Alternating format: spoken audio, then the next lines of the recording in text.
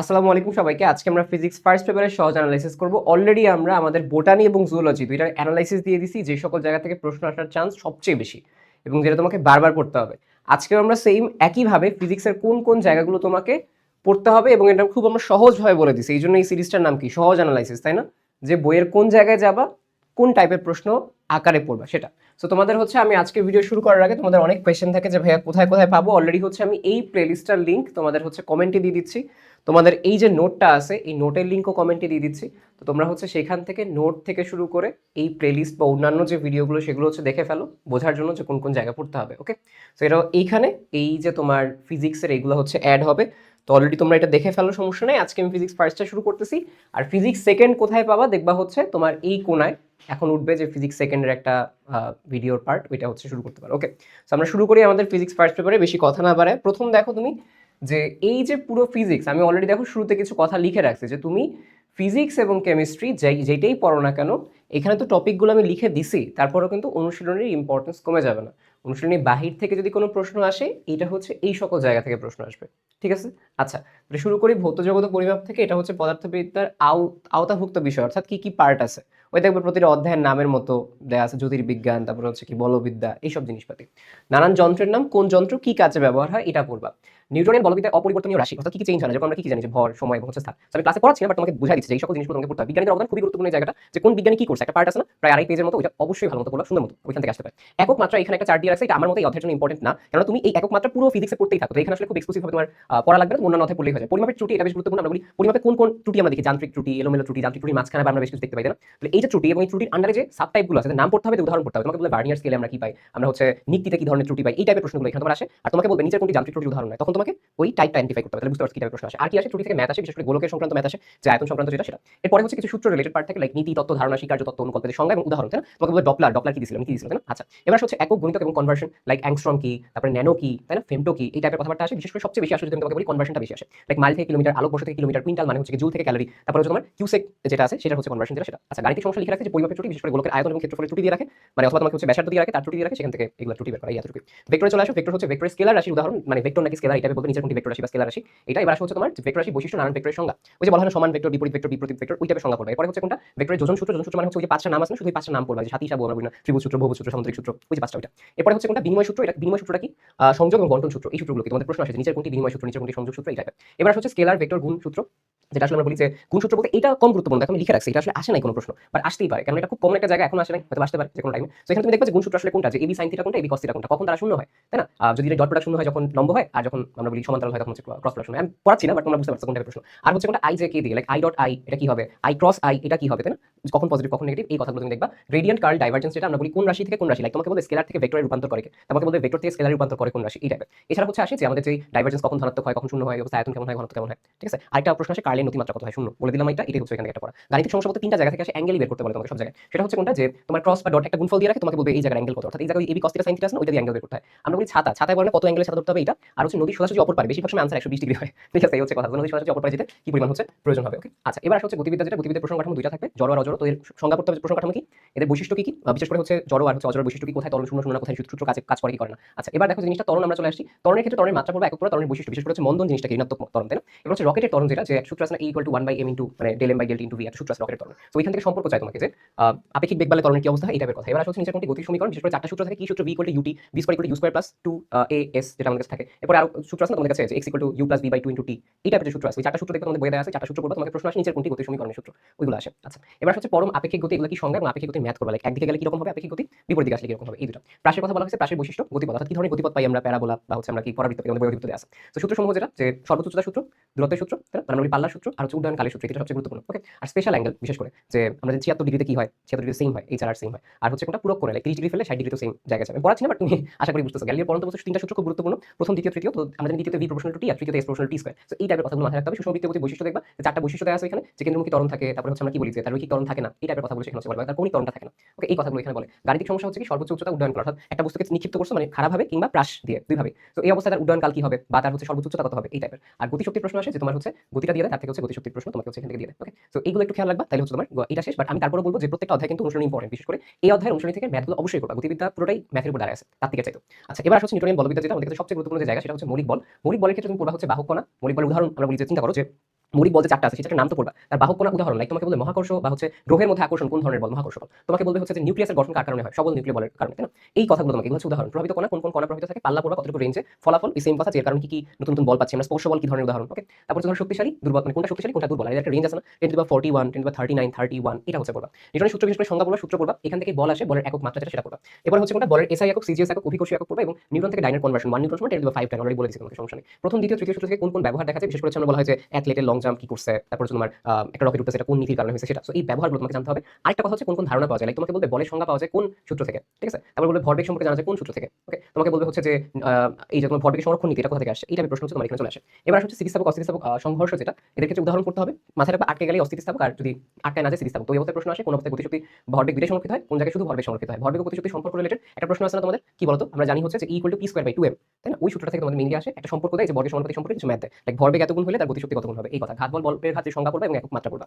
জড়তার ভ্রামক চক্রগতি ব্যাসার্থ এর সূত্র পড়বা, নির্ভরশীলতা পড়বা, মানে হচ্ছে কি জড়তার ভ্রামক কোথায় কোথায় চেঞ্জ হয়, অক্ষের সাথে চেঞ্জ হয়, আকৃতির উপর চেঞ্জ হয়, এই কথাগুলো। ঘূর্ণন গতি সংক্রান্ত কিছু সূত্র থাকে, আমরা বলি ঘূর্ণন গতি সংক্রান্ত সূত্র তোমার কাছে আসবে টর্ক, টর্কের যে r/f, রৈখিক বেগ এবং কৌণিক বেগ, এটা। এবং দেখো আমি এখানে শুধুমাত্র লিখে রাখছি লিফটের 5টা কেস, কখন তুমি ওজনহীনতা ফিল করবা, কখন তোমার ওজন বাড়া ফিল করবা, কখন ওজন কমবে, অতি ভারীনতা ফিল করবা, কোনো চেঞ্জ হবে না, এই 5টা কেস তোমাকে অবশ্যই পড়তে হবে, খুব গুরুত্বপূর্ণ এই জায়গায়। আচ্ছা, এবার আসলে হচ্ছে কেন্দ্রমুখী কেন্দ্রবিমুখী বল, এর সংজ্ঞা পড়বা, ভিতরে আর বাইরে এতটুকুই, কোনটাকে অলিক বল বলা হয় এটা। আর ঘর্ষণের ক্ষেত্রে প্রকারের 4টা নাম পড়বা, আর স্থিতি ঘর্ষণ গতি ঘর্ষণের সূত্রটা পড়বা, মানে উদাহরণ বিশেষ করে তোমাকে বলবে যে স্থিতি ঘর্ষণ কখন থেমে আসে, এটা প্যারামিটার সেটা, বৈশিষ্ট্যটা বেশি, ঠিক আছে, যে ক্ষেত্রফলের উপর নির্ভর করবে না, এই বৈশিষ্ট্যটা গুরুত্বপূর্ণ। এবার আসলে হচ্ছে গাণিতিক সমস্যা, এই F = ma m∇p/t এই সূত্র থেকে বেশি আসে। এছাড়া মাঝে মধ্যে আসে যে একটা বুলেট একটা জায়গায় গেছে, আটকে গেছে, কতটুকু এক্সট্রা প্রবেশ করবে, শর্টকাট আমার অলরেডি কিন্তু দেয়া আছে চ্যানেলে। আর হচ্ছে কোনটা I = mk², মানে চক্রগতি ব্যাসার্ধ আর জড়তার ভ্রামক বের করা এখান থেকে। আর বলবে যে একটা বুলেট আছে, এবার বেগ গুণ করা হয়েছে, কয়টা তথ্য বের করতে পারবে, এইটার প্রশ্ন হচ্ছে বেশি আসে। এবার চলে আসে হচ্ছে কাজ শক্তি এবং হচ্ছে ক্ষমতা। কাজ আমরা বলি হচ্ছে ধনাত্মক শূন্য এবং ঋণাত্মক কাজ, কোন কোন অ্যাঙ্গেলে হবে। বলের দ্বারা কাজ কি, ওই যে বলের দ্বারা হচ্ছে আমরা বলি যে বস্তুর উপর কাজ, বাট এইটা কিছু একটা কথা। সো বলের দ্বারা কাজ, বলের দিয়ে কাজ বা উপর কাজ, যে কথাগুলো আসবে সেটা হচ্ছে কোন অ্যাঙ্গেলে হচ্ছে এগুলো হয়ে থাকে, তাই না? অ্যাঙ্গেলগুলো পড়বা, থিটার একটা রেঞ্জ আছে সেটা পড়বা। উদাহরণ কোনটা, লাইক কেন্দ্রমুখী বল, এটা কি ধরনের হচ্ছে কেন্দ্রমুখী বলের কৃত কাজ কত, এটা সর্বোচ্চ কখন হবে, শূন্য কখন হবে, কোন অ্যাঙ্গেলে, একক পড়বে, মাত্রা পড়বে, অভিকর্ষী একক পড়বে। আর হচ্ছে কাজে কিন্তু আরো দুইটা একক আছে, ইলেকট্রন ভোল্ট, কিলোওয়াট আওয়ার, এটাকে কনভার্ট করলে কি হবে, জুলে, তাই না? 1.6 × 10⁻19 জুল, আর হচ্ছে 3.6 × 6 জুল ভরা দিলাম। ওকে, আচ্ছা, তো শক্তি রূপান্তর এটা হচ্ছে ওই যে 3.6 × 6। আচ্ছা, শক্তি রূপান্তর বলতে তোমাকে বোঝায় যে একটা শক্তি আছে, লাইক এখানে যে বিদ্যুৎ শক্তি আলো শক্তিতে কনভার্ট হয়েছে, ওই কথাগুলো তোমাকে পড়তে হবে। ভরবেগ এবং হচ্ছে গতিশক্তি, যেটা ভরবেগ ও গতিশক্তি হচ্ছে তোমাকে কি ওই কনভার্সনটা আগের মতো এখানে বলবে, যেটা বলে আসি কি, এটা = p²/2m, সেটা। ক্ষমতা হচ্ছে ক্ষমতার সংজ্ঞা পড়বা, ক্ষমতার একক পড়বা। বেশিরভাগ সময় ক্ষমতার এই ব্যাপারগুলো আসে 15 ওয়াট বলতে কি বোঝানো হয়, 15 জুল শক্তি 1 সেকেন্ডে খরচ হচ্ছে, এটা প্রশ্ন আসে। এছাড়া হচ্ছে FV, লাইক একটা পাথর মানে একটা বিবেকে উঠানো হচ্ছে, তার ক্ষমতা কত, FV দিয়ে ইউজ করা হয়। আর হচ্ছে হর্স পাওয়ার থেকে ওয়াটের কনভার্সন, সংরক্ষণশীল অসংরক্ষণশীল বল চার্ট হিসেবে পড়বা এটা। আর গাণিতিক সমস্যা যদি বলা হয় বিভব শক্তি গতিশক্তি, বলবে যে কত উচ্চতা n গুণ হবে, তোমাকে বলবে গতিশক্তি ভরবেগের তুলনায় যে p²/2m দিয়ে p এত গুণ করা হয়েছে, কত গুণ হবে। সিঁড়িতে হচ্ছে উঠতে কাজ, যদি আমাকে বলা হয় যে একটা সিঁড়িতে উঠছে কতটুকু কাজ করতেছে, বিশেষ করে W = F m দিয়ে প্রশ্ন আসে বেশি। আর ট্রেনের সাহায্যে v বেগে ওঠালে ক্ষমতা কত হবে, একটা ট্রেনের সাহায্যে একটা m ভরের বস্তুকে mg v বা f দিয়ে করা হয়।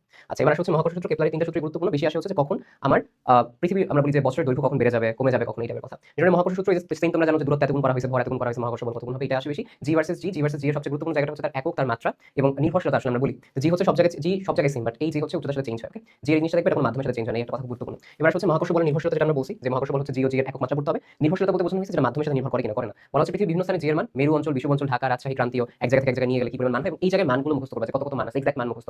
জি এর নির্ভরশীলতা কেন পরিবর্তন হয়, বিশেষ করে তুমি জানো উচ্চতা অক্ষাংশ, এগুলো দিয়ে জাস্ট নামটা দেখবা, মহাকর্ষীয় বিভব প্রাবল্য। বিভব কি, এর সংজ্ঞা পড়বা, এর সূত্র পড়বা, প্রাবল্য কি এর সংজ্ঞা পড়বা, সূত্র পড়বা। আর হচ্ছে এককটা তুমি বেজে নিতে, একক বিভবের সূত্র একক তুমি আগে থেকে জেনে আসো, সমস্যা নেই।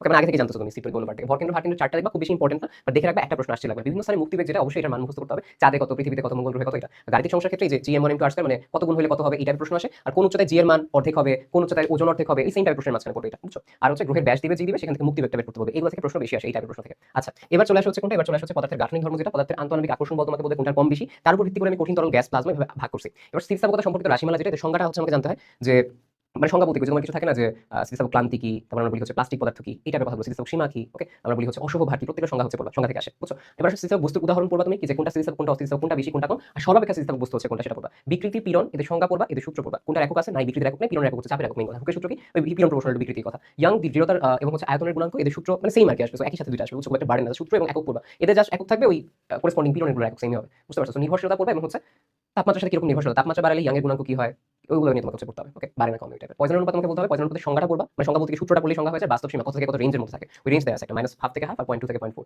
ওইটা পড়বা। এবার প্রবাহের প্রকারভেদ, এটা খুব একটা গুরুত্বপূর্ণ না, বাট তারপরে একটা রিডিং মেরে রাখবা যে কোন টাইপের বৈশিষ্ট্য আছে, ওই প্রবাহের যে প্রকারভেদগুলো দেয়া আছে, ঠিক আছে?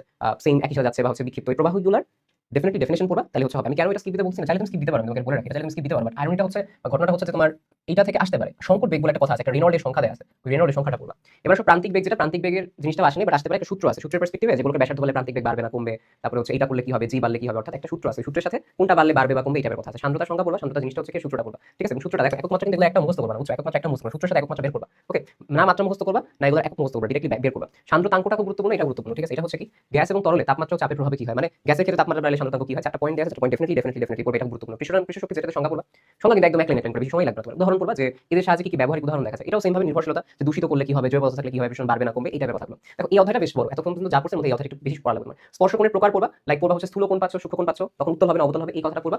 আর হচ্ছে বিভিন্ন অবস্থায় অ্যাঙ্গেল, ঠিক আছে, পারদের সাথে পানি আছে বা হচ্ছে রূপা আছে কাজ আছে, এই টাইপের যে কথাগুলো আছে তখন অ্যাঙ্গেল কত হবে, এটা গাণিতিক সমস্যার ক্ষেত্রে পীড়ন সমান বিকৃতি গুণ ইয়াংয়ের গুণাঙ্ক, এটা থেকে একটা বের করতে পারে, একটা দিয়ে রাখা আরেকটা হচ্ছে বের করতে পারে। ওকে, সো আই হোপ তোমরা হচ্ছে এই জায়গা থেকে বুঝতে পারছো যে তোমাকে হচ্ছে কি পড়তে হবে, ঠিক আছে। এই অধ্যায়টা বড়, আমি বিশেষ করে তুমি যদি এই অধ্যায়টা এমনিও পড়ো, তুমি এমনি হচ্ছে আমার সামনে র্যাপিড রিভিউ ক্লাস আসতেছে, র্যাপিড রিভিউ ক্লাস হচ্ছে এগুলো আসতেছে, মানে এটা নিয়ে যেগুলো আছে, তো এগুলো বেশি সময় লাগবেও না। ওকে, র্যাপিড রিভিউ নোটটা যদি তুমি পড়ো দেখো সবকিছু পড়াই দিয়েছি এখানে। পর্যাবৃত্ত গতি প্রকার এবং উদাহরণ, কালিক স্থানিক উদাহরণ কোনটা একদম পড়াই লাগে না, একদম শর্টকাট আছে, টাইম দিয়ে রাখে। সরলচন্দ্র গতির বৈশিষ্ট্যটা পড়বা, খুব গুরুত্বপূর্ণ। সমীকরণ পড়বা, এক্স ভি এবং এর সবগুলো সমীকরণ, পাঁচটা সমীকরণ আছে সেটা, যে দূরত্বের সাথে এবং হচ্ছে সময়ের সাথে যে পাঁচটা মানে সমীকরণ আছে, কোথায় সর্বোচ্চ হয়, কোথায় সর্বনিম্ন হয়, কোথায় শূন্য হয়, এই জিনিসগুলো তোমাকে পড়তে হবে।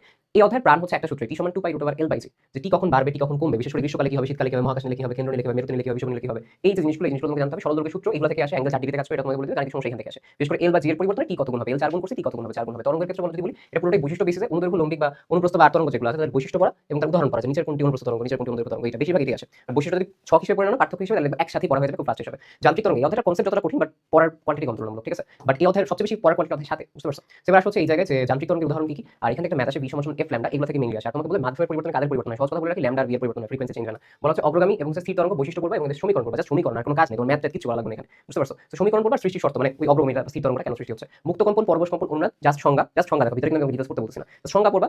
আর পড়বা হচ্ছে উদাহরণ, দেখো এখান থেকে আসে যে তোমার হচ্ছে পরবশ কম্পনের উদাহরণ কি ছিল লাস্ট টাইম আসলে।